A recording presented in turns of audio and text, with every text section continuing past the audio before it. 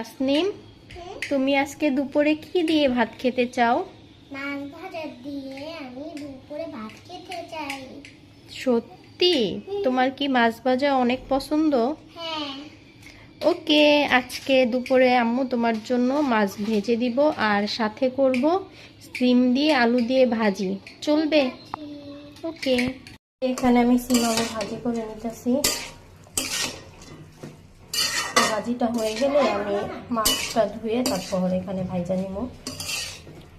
আমার বললেন না, আমার পুচকুটা, এই যে দেখেন আমার পুচকুটা, এই পুচকুটা আমার সারাটা দিন বিরক্ত করতে থাকে। আমি রান্নাঘরে আসলে আমার সাথে রান্নাঘরে আসে, আমি যেখানে যাই ও সারাক্ষণ আমার সাথে সাথে ঘুরে। পুচকুটার জন্য আমি সময় মতো কোনো কাজ করতে পারি না। ওই তো আমার রান্না বান্না শেষ, এখন তাসনিমকে ভাত খেতে দিলাম। দেখি তাসনিম খেয়ে আমাকে কি রিভিউ দেয়। তাসনিম খাও।